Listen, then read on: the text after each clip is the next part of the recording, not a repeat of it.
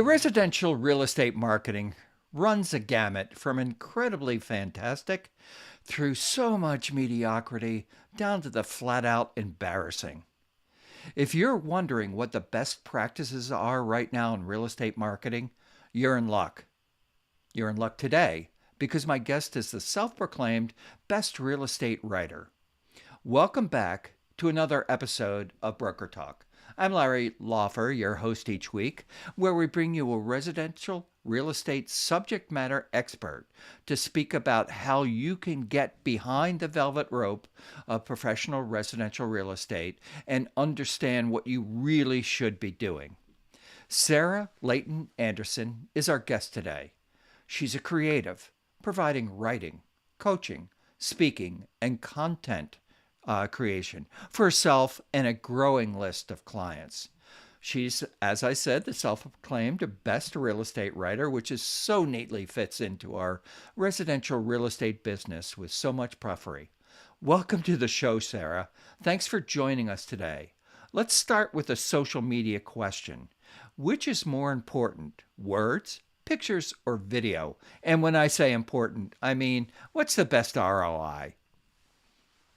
Well, first of all, Larry, thank you so much for having me. I'm always excited to talk to anybody from the Northeast. I am stuck down in Florida because this is where my husband is from.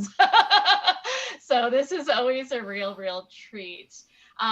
So to get to your question, I think there are two answers. First and foremost, it's going to be the medium that you're most comfortable with. What I have experienced over these last 7 or so years working with primarily real estate agents and brokers, but really real estate companies of all different types and sizes throughout title, insurance, technology, you really name it. There's so much resistance to the original creation point of the content that I really have to urge you to just focus on what feels most natural. Are you more naturally able to speak to people? Then, maybe it's going to be video and audio to start. Maybe you're a more talented writer to start. And then you create that written content and repurpose it to all formats.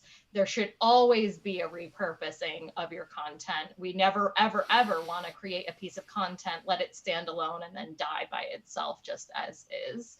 And in terms of ROI, I'll be honest with you, the best you're going to see most of the time is going to be audio. Why? Because it trades on time. The only thing that we can never get more of. You can be in the shower, driving the car, wiping up the kids' faces after breakfast and learning in the background, especially if you're a woman, because we have what some authors, there's a Christian couple, I can't think of their names right now, but they wrote a book called Women Are Spaghetti and Men Are Waffles, and it explains how men think in more compartmentalized thinking, whereas women, everything's connected for us, and that allows us to multitask so easily the way we can do that. So keeping that in mind, you always want to consider your audience as well. So if your audience is women, recognize that women are doing 30 things all at once, all the time. And so audio is going to be a better play. But perhaps your audience is somebody that's going to prefer to consume audio or written content. So you produce the one that you're best at if you can't get there at all. But if you're at the point where you're ready to really commit to creating content and creating engaging content that will form connections, well, then it's time to focus on what does my audience want and how can I best deliver that in a way that nobody else is speaking to I have said that for years, that them. focus on your clients. And I spoke to, I had a well known coach, Lars Hedenborg, on the show. Yeah, Lars. Do you know Lars? Lars is a I just fantastic coach. watched that episode too, not too long Oh, yeah. So, ago. so it's important that you're speaking to your people. And what I brought up is that in my mind, and what I said is, we're all self-absorbed. We all have self-interest. And I said, if you take that self, which is That's me, right. and I make it the client, that self that I have to please, I know I'm going to be pleased because, first of all, that's how I get paid. But secondly, if they're happy, they're going to tell somebody else. And Yeah. he pushed back and he said, I was nothing like that. He said, I focused on my content and I was just driving that end. I think there's room for everybody. I think what you said originally is be yourself, be authentic, critical, no matter what you're putting out Yes, there. No matter what you're putting out absolutely. there.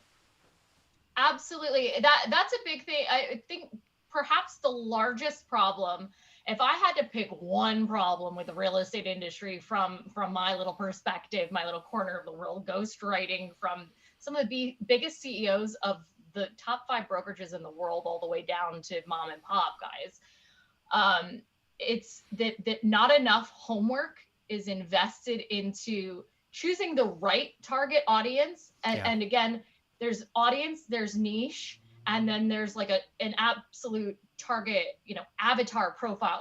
An avatar is more specific than a niche. You know what I mean? You might have, say, downsizing empty nesters as a niche, but you might build out a profile of the women, the mothers, and what age are they and what are their interests. And I really encourage people to go super, super, super, super deep on this, not just in the beginning of their business, but on a daily basis. I think that you should create a dating profile for your avatar. I think you should create a Facebook profile for all of these things as though they're real. I think you should have pictures of them up in your house.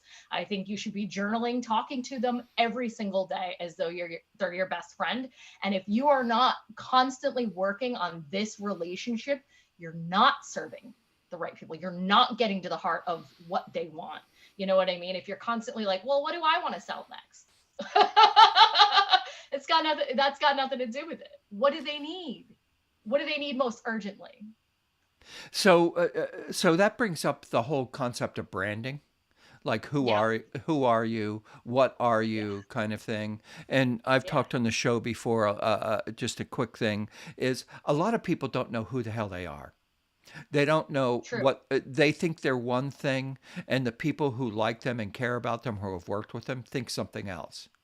And one of the branding things that I learned years ago was go out and ask 10 people how they would describe you in terms of your work, in terms of your profession, with 3 adjectives. And the 10 people are made up of your friends and family, Yep. people who have worked with you, um, Okay. your clients, Yep. so it's a range of people, and then you get those, so you'll get 30 adjectives back. The top ones, the ones that get the most thing, are probably who you are to a range of people. And when I did that, I found out I wasn't who I thought I was, and to the Really. people that I work with, and Yeah. Yeah. and I changed it. And that's why the whole your stories thing happened, because I really care. Everybody says they like people. I don't like a lot of people, frankly. I like some people. I like working with people that I like everybody. Mhm. I can work Mhm. with anybody as long as you're not a jerk, you know?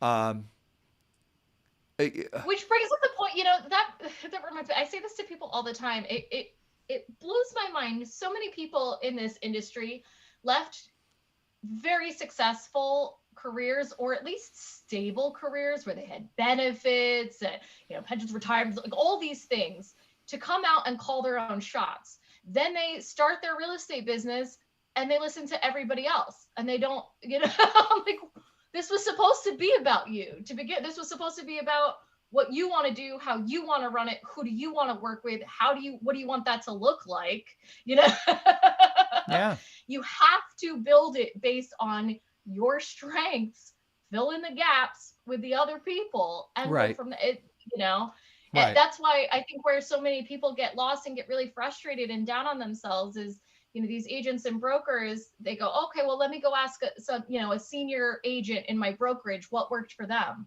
Well, their market might be totally different. Their strengths are different. Their circumstances are different. That marketing plan that worked for them 10 years ago, bullshit now. Stop asking random people that have nothing to do with the heart and soul of your target audience what you should do. And By the way, the most lucrative client you will ever have is you 5 or 10 years ago.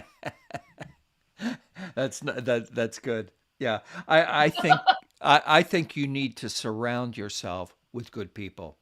Find them, Yes. whether you're in your brokerage or they're outside of your brokerage. We are all doing the same process, and cultivate relationships with people who are like you.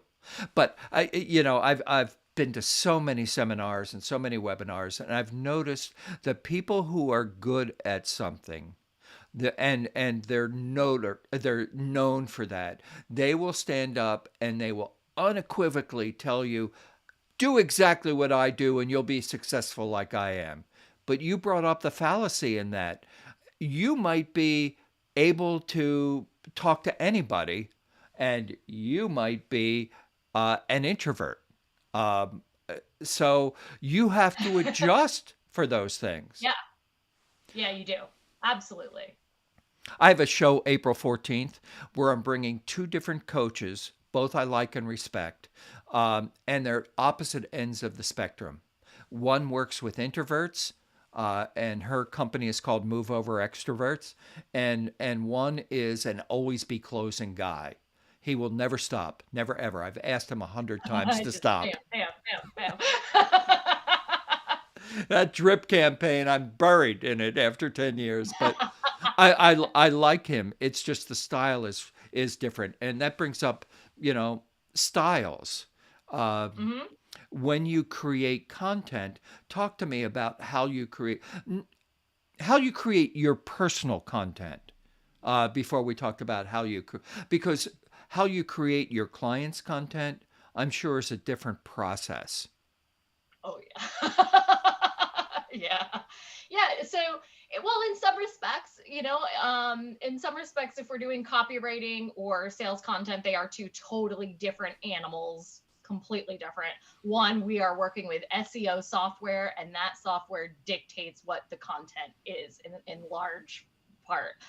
The other is more written to the psychology of the target buyer, and our, Right. our objective there is to convert rather than to attract.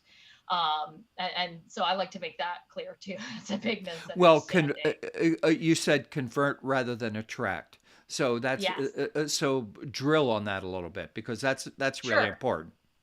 Sure. So I have, for example, a lot of people come to me and they say, well, Sarah, I want to be at the top of Google. And also I want sales. Okay, great. These are two different stages in our customer journey or our sales funnel.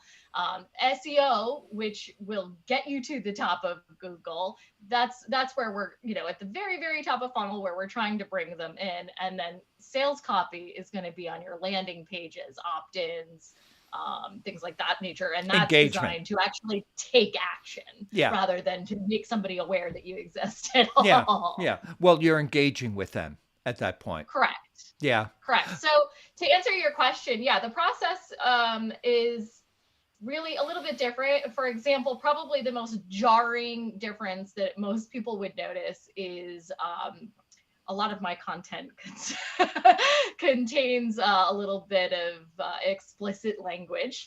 Spicy. You're a spicy girl. Spicy. I am a New Yorker, okay?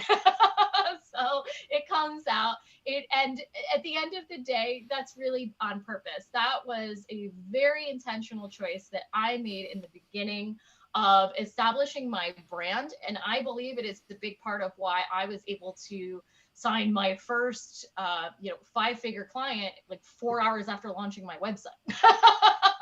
And I'm blunt, I'm honest, I tell it like it is, and I don't care if you like it or not. I care if it's in your best interest. Right. Well, And so I'm my sorry. process, yeah, no, so my process is to go out into the marketplace. I spend a lot of time in Facebook groups, and not mine, I mean, everybody's, LinkedIn, TikTok. And I am watching the macro and micro human behavior of what's going on in the market, what is freaking everybody out in the industry. And that is the general original source point of my content. Even if it is SEO related, I'll design keywords around the pain points that I'm looking to address that exist within the market. And with the pain points, you're driving, then from the pain, you're then driving, here's the solution, and here is the overall solution. And if you really want it done well, talk to me. Exactly. And my process has always been a little bit different. And I want to share this with our audience because I think your personal style doesn't matter as long as you're good at your personal style. Mine is when I talk to my client. Let me first tell you this: it's the difference between, from my perspective, the difference between advertising, public relations, and marketing is advertising is you say you're a good date. Public relations is your mom says you're a good date. Marketing is when your date says you're a good date. So I want my dates, my clients to be saying, he's so good, he's so wonderful, and I drive towards that. And so I will tell you the benefit at the beginning. I will explain what that benefit is, and then I'll tell you why that benefit. And that is a different kind of trajectory than here's the pain, here's the solution for the pain, and I'm the solution. Both of us are ending up at the same thing where we're the solution to what they're feeling, but it's different, and that is okay. Totally okay. Not only is it okay, they are two proven, valid, scientific formulas. And I use your formula sometimes too. And again, a lot of times it's going to depend on the audience. Yeah. What's converting? What formula do they like? Yeah. Yeah. Well, everybody's different, but you early on said talking to women and talking to men is different. I'm always talking to the women because the women make the decision. The husband's involved, but culturally there are a couple of situations where that's not true. But sure, even in those, that person doesn't move until he looks. Okay, I could do this. But you have to be aware of the people because we're helping them. Absolutely. It actually it reminds me of that episode when you had Lars on, and he was speaking about growing up, the child of an alcoholic father, and how that made him, I think he called it addicted to achievement, which really resonated with me. I grew up with addicts as parents as well. And I did a lot of the same it was the same kind of trajectory for me.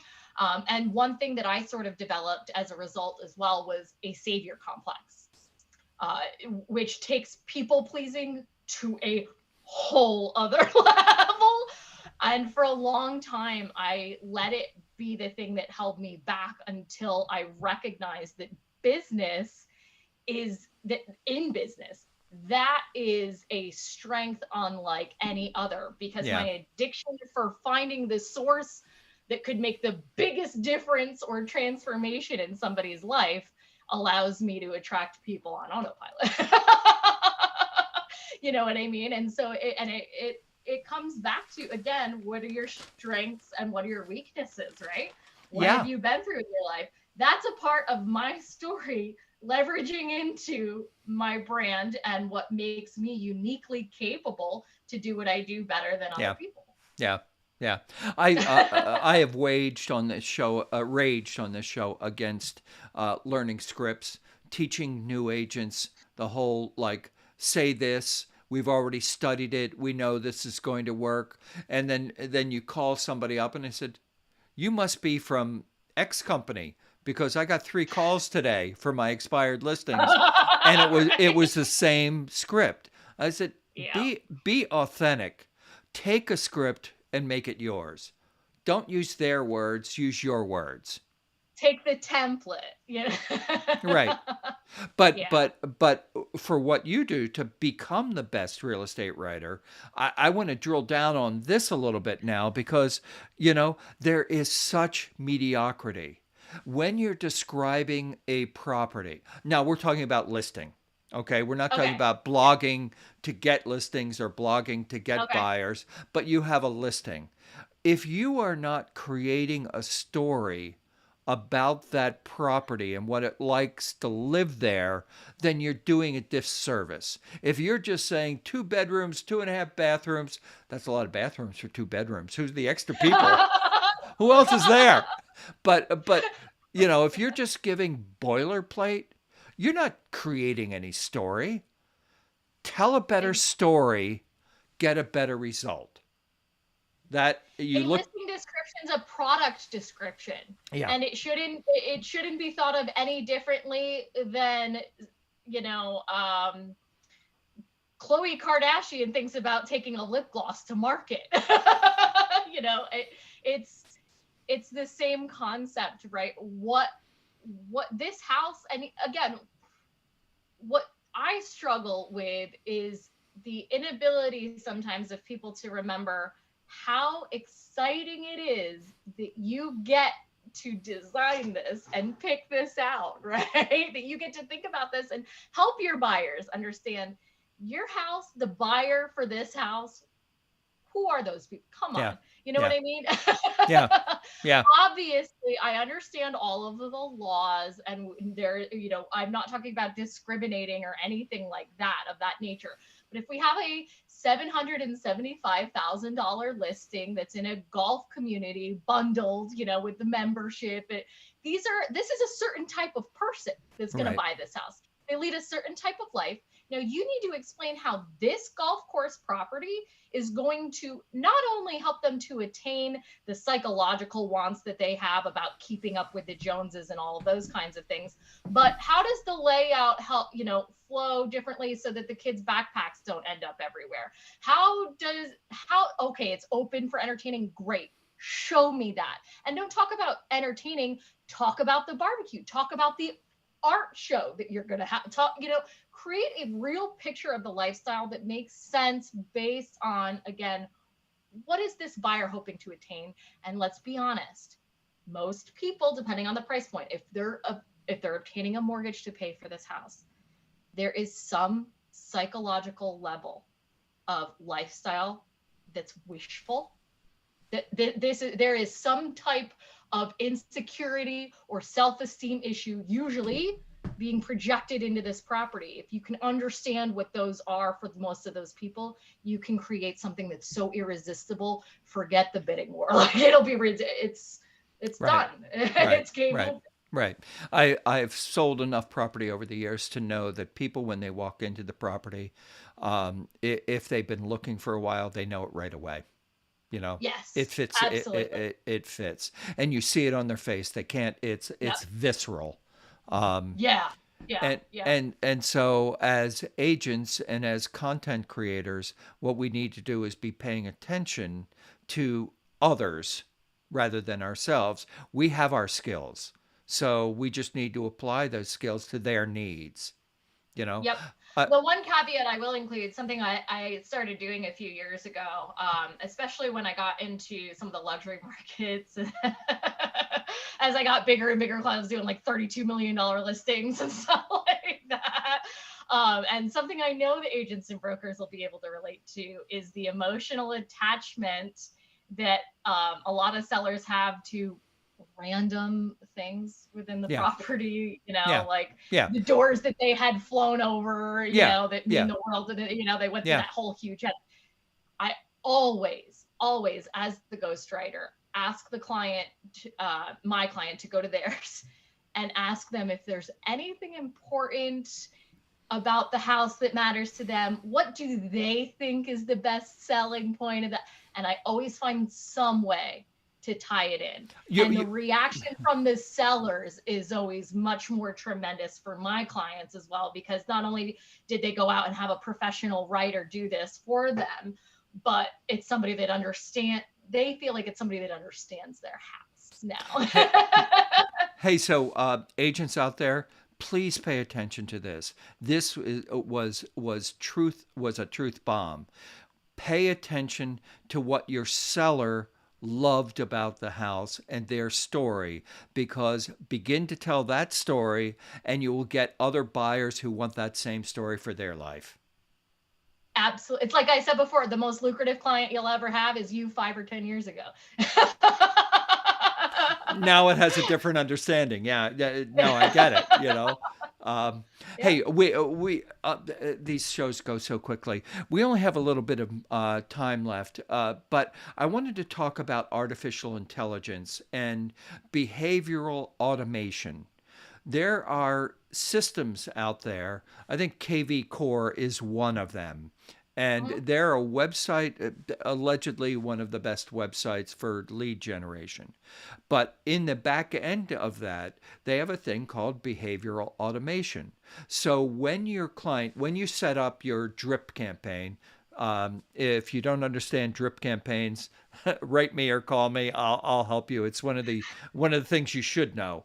But when you're sending out things, if they're responding, you send to a client 3 messages. One is about interest rates, one is about the new designs of homes, and one is about closing costs. They might respond to one of those, whatever it is. And when they respond to it, this system understands, oh, they're interested in closing costs, so they're looking at that. So let me then deliver, my next delivery is going to be that information. What happens with that, Sarah, is that it takes time away from an agent thinking, what should I send them, to developing that. There's never, ever not going to be a need for smart people like you, like good agents who understand the whole process, because as I said, there's a lot of mediocrity out there and they need help. But how do you think the artificial intelligence is going to change our business in the next 5 years? Oh. In one sentence. Blockchain. In I one. know. Wait a minute. There's another draw. In one sentence or less. I know. All right. um, Thanks. to That's put all the it, time we have. yeah, right. I would say the biggest difference that you're going to see is it's going to continue to differentiate the A players from the B, C, D, Yeah. and E players. Yeah. Yeah. The people that are willing to sign up and do the actual homework. Yeah. Yeah. And that's it. Yeah. Yeah. I'm sorry, it might take you 50 hours to go learn about something so that you can hire the right expert to accomplish it. Because by the way, you're supposed to be running a business, not operating within it all the time. You're not the Right. employee Right. anymore, Right. right? Right. So, Stop you taking know, out the trash. yeah, automation is just going to separate more and more and more. These gaps that you're seeing, like the wealth gap, it's not limited to that. No, it isn't. It's a fascinating time, um, but to be Exciting. it's really exciting, and it's fun to wake up. We both talked about it before the show started. We love to wake up in the morning and what else can I do for the people that I work with, for my clients, and then how can I have fun with my loved ones? Um, Yeah. so And if you're doing it right, it all feels kind of like the same thing. A lot of my clients became best friends with me. So that's how it should be. So I'm a little bit older than you, and my whole take on that is I got friends I don't see often enough. I don't want any more friends. Maybe it's because I don't see my friends often enough that I I was like, oh, I need my clients to be my friends now. I have a whole bunch of friends from the second grade, so I'm good there. And through all my levels of my life, it's just, um, I think that this is an absolutely wonderful business. I think it's absolutely essential that you meet smart people who do good things, like Sarah Layton Anderson, um, and enjoy your life. Work hard, but enjoy your Mm, life. Yeah. yeah, you only Don't. get the one. Who knows? Who knows? Yeah, well, I'm leaving true. that all. I believe in God, but I believe in everything. And I Yeah. don't believe in anything. So. I'm a Gemini, so I'm of two minds of pretty much everything. Yeah, well, I would say this. I'll leave you with this. I recently discovered a new philosophy that I heard on a show about somebody that was trying to actually quit drinking, and I thought it applied to business really beautifully. Approach it like a video game. Yeah. Think of it, all of the challenges that come up throughout the day, are Mario's probably one of the most universal. Think of those as like the little turtles, and you're just getting through it. Try to have a little more fun with it. Okay. It's not life or death. It really isn't. Sometimes it is, though. Sometimes you do have to get up and giddy up, and uh, I'm from a generation that grew up with go outside and play, come back when it's dark. So Me too. I didn't have video games. My son did. But I think that being authentic, finding out who you are, and then waking up and doing that every day, there is room for everybody in this industry. Just do your job. Do Yeah. it well. Yeah. Is there anything I didn't ask you that you wanted to talk about? Give people an opportunity to contact you. Name, phone number, website, stuff like that. Sure. Yeah, you can actually, the best way to get in touch with me and probably learn a little bit more about some of the services that I offer, at least in terms of the real estate content and copy, would be to just go directly to my website, bestrealestatewriter.com, which, by the way, Larry, is an SEO play that worked.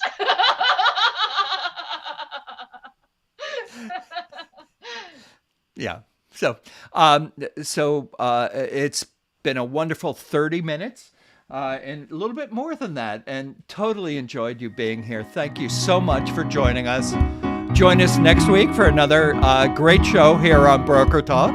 And here we go, dancing our way out. Thanks, Larry. Recording stopped.